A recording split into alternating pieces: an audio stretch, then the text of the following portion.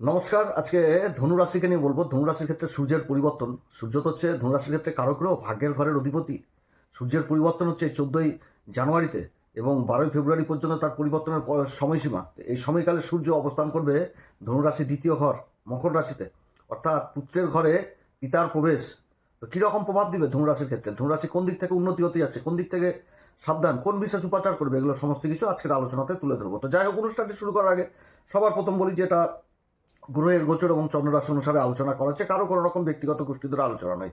যদি অনুষ্ঠানটি ভালো লাগে তাহলে লাইক শেয়ার কমেন্ট অবশ্যই করবেন। ধনুরাশির বর্তমানে শনির ঢাইয়া চলছে। আগামী দিনে ধনুরাশি সম্পর্কিত বহু বহু ভিডিও দেওয়া হবে। দেখবেন আপনারা, আমাদের চ্যানেলে নক্ষত্রকে নিয়ে বেশি আলোচনা করা হয়।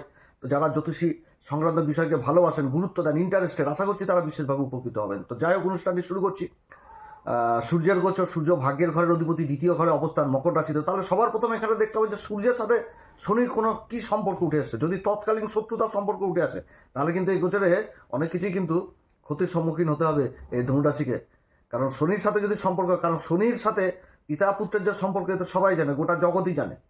তো শনি এই বর্তমানে অবস্থান করছে চতুর্থ ঘরে, যেটা হচ্ছে মীন রাশি, এবং মীন রাশিতে নিজের নিজের বলছি দেবগুরু বৃহস্পতির নক্ষত্রে অবস্থান করছে। 20 তারিখ শনি নক্ষত্র পরিবর্তন করবে, নিজের নক্ষত্রে চলে আসবে, তো উত্তরা ভাদ্রপদে। তো দেবগুরু বৃহস্পতি আবার রাশির সপ্তম ঘরে অবস্থান করছে, যেটা হচ্ছে মিথুন রাশি, এবং রাশির উপর দৃষ্টি দিচ্ছে, এবং শনির সাথে কেন্দ্রের সম্পর্ক হয়েছে। আর শনি তো দেবগুরু বৃহস্পতির রাশিতে অবস্থান করছে, দেবগুরু বৃহস্পতির নক্ষত্রে অবস্থান করছে। তো এখান থেকে একটা তৎকালীন সম্পর্ক উঠে আসছে। তো যার জন্য কিন্তু এখানটাতে শনি সূর্যদেব যথেষ্ট ভালো প্রভাবই দিবে। ভাগ্যের ঘরের অধিপতি, ধনসম্পত্তির ঘরে অবস্থান, ধনসম্পত্তি বৃদ্ধিদায়ক হবে। এবং এই সময়কালে সূর্যদেবের যে পরিবর্তন হচ্ছে, এই পরিবর্তনও কিন্তু বিশাল টুইস্ট থাকছে, কারণ শুক্রও অবস্থান করছে। শুক্র হচ্ছে এই ধনুরাশির ক্ষেত্রে লাভের ঘরের অধিপতি। লাভের ঘর যেটা হচ্ছে তুলা রাশি, এই তুলা রাশি হচ্ছে শুক্রের মূল ত্রিকোণ রাশি, এবং সাধারণ রাশি বিশ্ব রাশি যেটা ষষ্ঠ ঘর। এই দুটি ঘরের অধিপতি হয়ে দ্বিতীয় ঘরে অবস্থান করছে, সূর্যের সাথে অবস্থান, এবং রাশির উপর মঙ্গল আর বুধ থাকছে। এরপরের পরিবর্তন, মঙ্গলও প্রবেশ করে যাবে একদিন পরে, আবার প্রবেশ করবে হচ্ছে বুধ 18 তারিখে প্রবেশ করে যাবে। অর্থাৎ 4টি গ্রহের চতুর্গ্রহী যোগ কিন্তু তৈরি হবে আগামী দিনে, সেই সমস্ত ভিডিও দেওয়া হবে। তো যাই হোক, শনির সাথে কিন্তু একটা সম্পর্ক, তৎকালীন সম্পর্ক উঠে এসছে, এবং দেবগুরু বৃহস্পতি নিজের রাশি মূল ত্রিকোণ রাশিকে দেখছে, সেরকম কিন্তু দেখছে শুক্রের মূল ত্রিকোণ রাশি তুলা রাশিকে, সেরকম শনিরও মূল ত্রিকোণ রাশি যেটা হচ্ছে কুম্ভ রাশিকে দেখছে, এবং কুম্ভ রাশিতে রাহু অবস্থান করছে। অর্থাৎ এই সময়কালে একটা ভালো গ্রহদের অবস্থান এবং গ্রহের যে নক্ষত্রগত অবস্থান, এগুলোও কিন্তু যথেষ্ট ভালো, কারণ রাহুও নিজের নক্ষত্রে থাকছে, রাহুর উপর দেবগুরু বৃহস্পতি থাকছে, দৃষ্টি থাকছে। সেরকম শনিও দেবগুরু বৃহস্পতির নক্ষত্রে থাকবে, এবং শনিও নক্ষত্র পরিবর্তন করে নিজের নক্ষত্রে চলে আসবে। আবার দেবগুরু বৃহস্পতিও নিজের নক্ষত্রে অবস্থান করছে, এবং শনি তারপরে হচ্ছে শুক্র, এবং নিজের মূল ত্রিকোণ রাশির উপর দৃষ্টি থাকছে দেবগুরু বৃহস্পতির। অর্থাৎ এই সময়কাল যথেষ্ট ভালো হচ্ছে। আবার বুধ কেন্দ্রের দুটি ঘরের অধিপতি হয়ে রাশির উপর অবস্থান করছে, কর্মের ঘরের অধিপতিই তো বুধ, রাশির উপর অবস্থান করছে। মঙ্গল ত্রিকোণের অধিপতি হয়ে রাশির উপর অবস্থান করছে। যেরকম পঞ্চম ঘরের অধিপতি মঙ্গল, সেরকম তো দ্বাদশ ঘরের অধিপতি রাশির উপর অবস্থান করছে, এবং তার উপর দেবগুরু বৃহস্পতির দৃষ্টি থাকছে এই মঙ্গল আর বুধের উপর। তো বুধ আর মঙ্গল যখন রাশি পরিবর্তন করবে, চতুর্গ্রহী যোগ তৈরি হবে, তখন তো একাধিক যোগ তৈরি হয়ে যাচ্ছে এখানটাতে। বুধাদিত্য যোগ তৈরি হয়ে যাবে, লক্ষ্মীনারায়ণ যোগ তৈরি হবে, শুক্রমঙ্গলের যোগ তৈরি হবে, অনেক দিক থেকে উন্নতির যোগ থাকছে। এবং যে নক্ষত্রগুলো পাচ্ছে সূর্য তার এই গোচরকালে, সেই নক্ষত্রগুলো যথেষ্ট ভালো নক্ষত্র পাচ্ছে। যেরকম হচ্ছে উত্তরাষাঢ়া নক্ষত্র পাচ্ছে, উত্তরাষাঢ়া নক্ষত্রে থাকবে হচ্ছে 14ই জানুয়ারি থেকে একদম 23শে জানুয়ারি পর্যন্ত। 24শে জানুয়ারি থেকে একদম ফেব্রুয়ারি মাসের 6 তারিখ পর্যন্ত থাকবে শোভনা নক্ষত্রে। আবার ফেব্রুয়ারি মাসের 7 তারিখ থেকে একদম 12 তারিখ পর্যন্ত ধনিষ্ঠাতে থাকবে, আর ধনিষ্ঠাতে থেকেই পরবর্তী আবার রাশি পরিবর্তন হবে। তো নক্ষত্রগুলোও তো ভালো পাচ্ছে, নিজের নক্ষত্র পাচ্ছে, মিত্রদের নক্ষত্র পাচ্ছে। শুক্রের সাথে অবস্থান, ধনসম্পত্তির ঘরের অধিপতি, লাভের ঘরের অধিপতির সাথে জুটি তৈরি করে নিয়েছে। ধনসম্পত্তি বলছে, ভাগ্যের ঘরের অধিপতি লাভের ঘরের অধিপতির সাথে জুটি তৈরি করে নিয়েছে ধনসম্পত্তির ঘরে। এটা তো মহাভাগ্যবান যোগ। সম্পর্ক যেটাই আসুক, গ্রহ তো কাজ দিবে, কারণ এটা তো জ্যোতিষীয় সূত্র যে ভাগ্যের ঘরের অধিপতি লাভের ঘরের অধিপতির সাথে জুতি তৈরি করেছে ধনসম্পত্তির ঘরে। আবার ত্রিকোণের অধিপতি কর্মের ঘরের অধিপতি রাশির উপর অবস্থান করছে, আবার গুরু দ্বারা দৃষ্ট হচ্ছেন, গুরু আবার নিজের মূল ত্রিকোণ রাশিকে দেখছে। এটাতে আমি কেন, পৃথিবীর সব জ্যোতিষী একই কথা বলবে যে সব থেকে ভালো সৌভাগ্যবান রাশি এখন বর্তমান বলতে গেলে ধনু রাশি। ধনুরাশির উপরে আর কোনো রাশি নাই বর্তমানে, যা যা পরিস্থিতি গ্রহদের অবস্থান। কিন্তু আবার তার মধ্যেও কথা রয়েছে যে যাদের জন্মকুষ্ঠে দেখালে এই ভাগ্যের ঘরের অধিপতি সূর্য আবার ড্যামেজ হয়ে গেছে, অর্থাৎ পাপকর্তকী যোগে পড়ে রয়েছে, গ্রহণ যোগে পড়ে রয়েছে। সূর্য রাহুর নক্ষত্র অবস্থান করছে, শনির নক্ষত্র অবস্থান করছে, তখন কি হবে? রেজাল্টগুলো তো যথেষ্ট অন্যদিকে যাবে। যার জন্যই আমি 2026-এ যে এই ধনুরাশিকে নিয়ে যে ভিডিওটি দিয়েছি, তাতে কিন্তু সবার প্রথম বলেছি যে যাদের জন্মকুষ্ঠিতে সূর্যের অবস্থান খারাপ রয়েছে অবশ্যই সূর্যকে ঠিক করতে হবে, কারণ ভাগ্যের ঘরের অধিপতিই হচ্ছে স্বয়ং সূর্যদেব। অর্থাৎ সূর্যের প্রভাবে সূর্য যেন দুর্বল না হয়, সূর্যকে বলি অবস্থায় রাখতে হবে। তো যাদের গ্রহণযোগ রয়েছে তাদের ক্ষেত্রে তো বলেছি যে সূর্য যন্ত্র বাড়িতে স্থাপন করবেন, সূর্য যথেষ্ট বলবান হবে। সূর্যের উপাচারই হচ্ছে মেন। হ্যাঁ, এর মধ্যে যেটা পাথর, সূর্যের যে পাথর, সে পাথর অবশ্যই ব্যবহার করা যেতে পারে, কিন্তু আমি সেই উপাচার দিয়েছি যেটা হচ্ছে একদম গ্যারেন্টেড উপাচার। এই উপাচার করলে সূর্য যথেষ্ট বলি হবে, মানে সারা জীবনের জন্য উপাচার। যে সূর্যকে বলি করতে গেলে সূর্য যন্ত্র বাড়িতে স্থাপন করতে হবে বিধিসম্মত মেনে, এবং সেই যন্ত্রের সামনে দাঁড়িয়ে সাদা চন্দন, লাল চন্দন হাতের মাঝখানে দুটি আঙুলে লাগিয়ে যন্ত্রের প্রচিটিয়ে ওম হ্রিং ঘিরি সূর্যাদিত্যায় সিং এই মন্ত্রও বলতে পারেন, গায়ত্রীয় মন্ত্র বলতে পারেন। তাহলে সূর্য ভাগ্যের ঘরের অধিপতি, যথেষ্ট ভাগ্যকে বলি করবে, ভাগ্যের সহায়ক হবে। ধনুরাশির ক্ষেত্রে কিন্তু সূর্যই হচ্ছে ভাগ্যের ঘরের অধিপতি। তো যাই হোক, ভিডিও অনেক লম্বা হয়ে যাচ্ছে। তো সূর্যের যে অবস্থান, সূর্য তো এই 14 তারিখ থেকে একদম 23 তারিখ পর্যন্ত নিজেরই নক্ষত্র উত্তরাষাঢ়া নক্ষত্র অবস্থান করবে। তো গ্রহ যখন নিজের নক্ষত্র অবস্থান করছে, এটা তো একটা ভালো অবস্থান। গ্রহ যখন নিজের নক্ষত্রে অবস্থান করবে তখন তো তার অবস্থান তো ভালোই গেল, অর্থাৎ এই সময়কালে যথেষ্ট ভালো হবে। এবার শুক্রের সাথে অবস্থান করছে লাভের ঘরের অধিপতি। তো যারা সরকারি কাজকর্ম করছেন তাদের জন্য প্রমোশনের প্রবল সম্ভাবনা থাকছে ধনুরাশির, কারণ কর্মের ঘরের অধিপতিও রাশির উপর অবস্থান করছে, আর পঞ্চম ঘরের অধিপতিও রাশির উপর অবস্থান করছে। তো পঞ্চম ঘর থেকে সরকারি বেসরকারি কর্মটাকে দেখা হয়, আর সূর্য হচ্ছে প্রশাসন, ধন সম্পত্তির ঘরে অবস্থান করছে, অর্থাৎ এই সময়কাল যথেষ্ট ভালো হতে যাচ্ছে। এবং সূর্য হচ্ছে রাজা আর শুক্র হচ্ছে সুখ, আর দুজনের জুতি এই দ্বিতীয় ঘরে। তো খাবার দাবার আনন্দ ফুর্তিও কিন্তু লেগে থাকবে, আত্মীয় স্বজনের মধ্যে থাকবে, বাড়িতেও থাকবে। হ্যাঁ, এগুলো কিন্তু হওয়ার প্রবল সম্ভাবনা থাকছে। সরকারি ডকুমেন্টের সেই কাগজপত্র, এগুলো কাজগুলো যথেষ্ট ভালো হবে। পিতার সঙ্গ পাওয়া যাবে এই সময়কালে, পিতা যে কর্ম করবে সেই কর্মে বিশেষ উন্নতির যোগ রয়েছে। সন্তান পিতারও সাপোর্ট পাবে এই সময়কালে, কারণ একটা তৎকালীন সম্পর্ক উঠে এসছে। যোগাযোগ ব্যবস্থায় ব্যাপক উন্নতি হবে।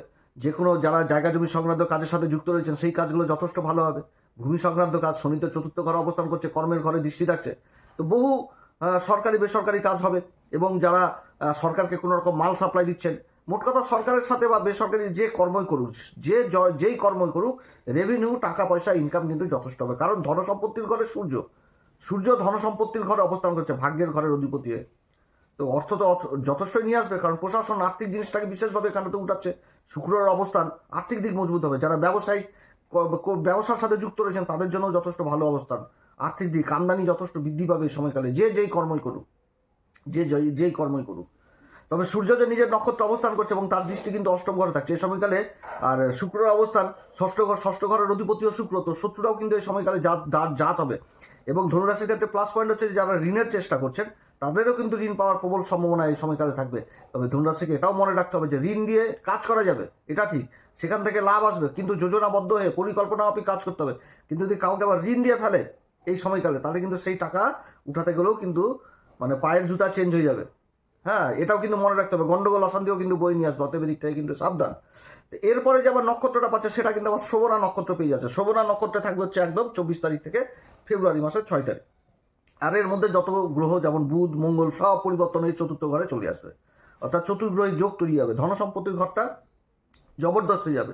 পঞ্চমপতি চলে আসবে ধনসম্পত্তির ঘরে, কর্মের ঘরের অধিপতি সপ্তমপতি চলে আসবে ধনসম্পত্তির ঘরে। তো একটা মাঙ্গলিক কার্যও কিন্তু এই সময়কালে হওয়ার প্রবল সম্ভাবনা থাকবে। যারা ইন্স্যুরেন্স জনিত কাজের সাথে যুক্ত রয়েছেন সেই জায়গাটা যথেষ্ট ভালো দেখাচ্ছে। শ্বশুর বাড়ির সাথে সম্পর্ক যথেষ্ট জায়গাটা উঠে আসছে।